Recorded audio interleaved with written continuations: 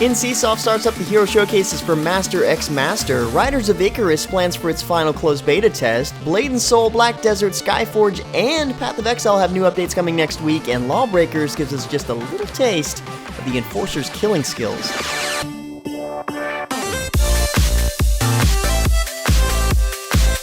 What's up guys, James Blonde here with MMOHuts.com with a quick weekly recap for MMO news and announcements of the week ending May 23rd, 2016. And starting out the news this week, it looks like NCSoft's new mobile game, Master x Master, is getting a little closer to beta, starting up its Champion Spotlight video series. This past week we see overview videos for Cagnazzo and Demenos. And Cagnazzo is an AoE melee berserker who uses this chain he was actually imprisoned with as his weapon, which is kind of cool. With a ball on one end and a hook on the other, Cagnazzo can pull enemies and very easily close the gap between his targets, standing toe-to-toe with them no problem. Demenos, on the other hand, is a versatile support mage who can control electricity in order to control the battlefield. If he heals allies with his basic attack, he's actually capable of regaining a little bit of mana. He's also able to link to a fellow ally in order to grant them and himself increased movement speed and health and mana regen rates. Now, these spotlight videos alone don't really determine if the game is good or not, but I can say the way you're able to go into a match with two champions at one time and swap between them freely is rather intriguing. So there are several things about this game that are actually making me look forward to it despite the constant flood of MOBAs nowadays. I guess we'll see. But speaking of MOBA floods, it looks like Paragon is planning another free beta weekend this coming weekend on May 26th through the 30th.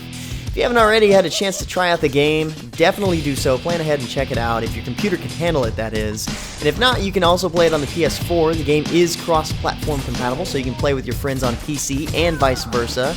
Either way, it's worth checking out if you can, and if you plan to, you're going to need to sign up at Paragon.com by the 25th in order to gain access this weekend. Next up, we see the conclusion of the first closed beta test for HeroWarz in North America. This beta was focused exclusively on player feedback, and that will directly determine the work for KOG Games in terms of getting it back up for the next playtests. In other words, we don't exactly know when the next playtest will start. So far, though, when compared to the Korean version of HeroWarz, many aspects of the global release have gone through major overhauls, making it basically a reboot in that regard. They focus on enhancing what were considered the most fun elements from the Korean version, while vastly improving on or adding game features that they felt had been lacking. I was in the game this past weekend for a little while, and I've got to say, it's somewhat addicting. Almost like a mix between Dungeon Fighter Online and Marvel Heroes, which is not a bad combo, really. Look forward to my first look on the game, headed to you guys really soon. And speaking of closed betas, Nexon America and We Made Entertainment announced the final closed beta start date for Riders of Icarus, as well as the mounted combat gameplay video you see playing here. The third and final closed beta test starts next week on June 2nd, which is a Thursday, and runs through June 7th. This final test before the open beta in July will introduce new gameplay updates as well as additional enhancements based on consumer feedback from previous tests. Of course, you can guarantee access with a Founders Pack. They're offering 3 different options, each with 7-day open beta head starts, exclusive mounts, pets, skins, and plenty more. Plus, any one that you purchase, you are actually put into a drawing for an all-expense-paid trip to DragonCon for you and a friend, and an Alienware gaming rig. Not bad. What's even cooler is we're raffling off some of the high-end Founders Packs. We've got 3 of the Legendary Riders Packs to give away to you guys, which would normally cost you $89.99 to buy. Lots of stuff given in that one. Head over to the site posted at MMOHuts.com from the link in the description below for all the details on how to enter to win. On a similar note, we've also got a giveaway in celebration for the launch of the Secrets and Shadows update for Tera. The giveaway gets you a 50% XP booster for 7 days and a 7-day Boreas mount, which is a bronze winged lion mount with a flight speed and movement speed of 280. And yes, it is just like the one that you see in the flying mount trailer. Pretty cool. The booster and mount giveaway pack is probably just enough to get a lot of you guys your own permanent flying mount from the new level 65 quest that gives it to you permanently. Either way, the new update is now live along with the new launch trailer you see playing here. Head over to the site posts at MMOHuts.com for all the details.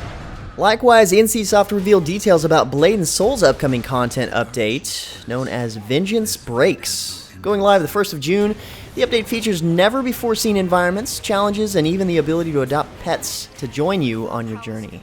All new content in Vengeance Breaks includes the Sundered Nexus dungeon, 24-member open-world Zawe Ruins, an infinite tower that challenges players to complete AI-controlled fights in a race against the clock, and the Altar of Divine Will, where warriors must attempt to stop Jin So-yoon once and for all.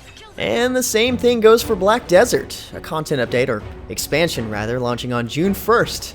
This expansion is called Valencia, and it increases the size of the already large game world by an additional 30%, bringing hundreds of new quests, some of which extend the main storyline. Part 1 of this expansion is what's launching on June 1st, and with that, players will be able to journey to an expansive desert region where exploration will take a completely different turn. Extreme heat during the daytime requires proper hydration, and intense cold at night requires players to stay warm. Additionally, a new weather effect, Sandstorm, inflicts damage unless players can set up a tent to protect themselves. Man, it's kind of starting to turn into Ark Survival Evolved here. Pretty soon you'll be taming dinos in Black Desert. Beyond all that, Node and Castle Siege Warfare tests will begin on June 15th as a 2-week trial period, so players can actually familiarize themselves with the new PvP mechanics and test the reworked server arrangements, but I guarantee you're going to expect to see some massive PvP battles here. These are just some of the things introduced on the first part of the Valencia expansion. Keep an eye out at MMOHuts.com for more details as they become available. Next up, we have another major content update releasing on June 1st from Skyforge. I guess June 1st is when all MMORPGs like to launch updates and expansions. It is known. The new update for Skyforge is called Cybernetic Alliance, and it brings in some new class balancing, changes to existing features, new in-game content, and the long-awaited robotic companions that will aid players in battle, hence the name Cybernetic Alliance, I suppose. These new companions are autonomous robotic multi-tools that can provide minor assistance during combat, and with this update, players can expect beneficial changes to talents or skills of the Archer, Witch, Slayer, Monk, and other classes. In addition to these updates to the game, they've decided to listen to players about releasing Skyforge's soundtrack on YouTube, so now all the tracks from the world of Alien are available under 2 volumes. It's kind of cool that they decided to do that. Also last week, Edgecase Games, developer of the team-based space combat game Fractured Space, revealed the game has entered a new phase of development, adding new features and moving to a free-to-play model in preparation for the full launch later this year. In addition to 2 new sector maps, 2 new ships, and better game balancing, the new drop system has been introduced that offers rewards to player for a variety of in-game activities while simultaneously making the method of acquiring new crew members more satisfying. Now, 20 additional crew members are available, doubling the number in the game before, and drop pods that can unlock new crew are earned on a daily basis through regular play.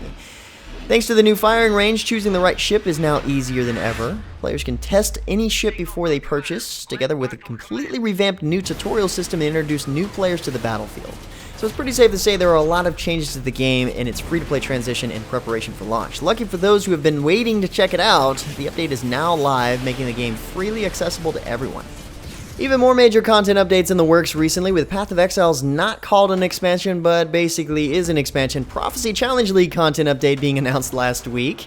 Grinding Gear Games introduces the most extensive challenge leagues the game has ever seen this time around. Lasting 3 months starting on June 3rd, Prophecy Challenge Leagues consist of a new NPC that can literally predict your future, so that way you know something you might want to come true does come true and benefit you, and the game changes around you so that these prophecies can actually happen as they are said to. That's the gist of it put in the most simple terms. It's an interesting style of gameplay, that's for sure, and it's a lot to get into, so that's why I've made an entire video going over the content, which you can check out right here if you haven't already.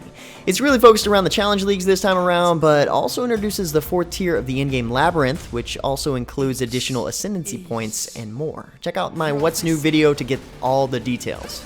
Next up, a new video made by the associate level designer on Dirty Bomb shows up showcasing a preview for the new Assault course map, part of the new Unlock and Load update. The new Assault course is designed to give both new and experienced players a space to improve their speed and accuracy. The first run, unlocked after the player's first match, teaches the basics of wall jumping and long jumping. After completing it once, you can return at any time to take on the clock, destroying enemy dummies and throwing ammo packs to friendlies.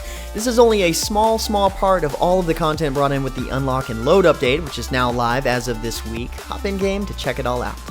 Also from Nexon, Lawbreakers offers some developer insight and some very cool gameplay footage for the Enforcer's run and gun style gameplay. As you can tell, manipulating gravity is a huge factor in the game, not to mention being able to navigate through the map with thrusters, well, grappling enemies with blades, reverse blind firing, and so much more. The game looks absolutely fantastic, and it got a lot of attention at PAX East this past year. Too bad they decided to go with the buy-to-play model, but then again, I guess it's better than being a full-price AAA title like their similar alternatives. Overwatch, which launched today, actually. Boss Key has planned for the game to be more along the price of a DLC pack, so $19 to $29. The alpha registration is still going on, so why not give it a shot if you can magically get selected to play in the alpha. That's kind of what happened to me with Overwatch, and it gave me just enough satisfaction playing it in closed beta that I didn't feel the need to buy the game at launch, or pre-order it for that matter. Kind of counterintuitive to the heavily marketed betas nowadays. I'm probably never going to be able to test a Blizzard game again, thanks to that statement. Anyway guys, that's about it for all the major MMO news and announcements for this week. Like always, if you're looking for more information regarding the news featured in the recap, check the links in the description below. Otherwise, hang out at MMOHuts.com for the latest in gaming news. Feel free to discuss the news in the comments below, and follow us on Facebook and Twitter. And until next time guys, that's going to be it for me. I'm James Blonde. See you out there, gamers.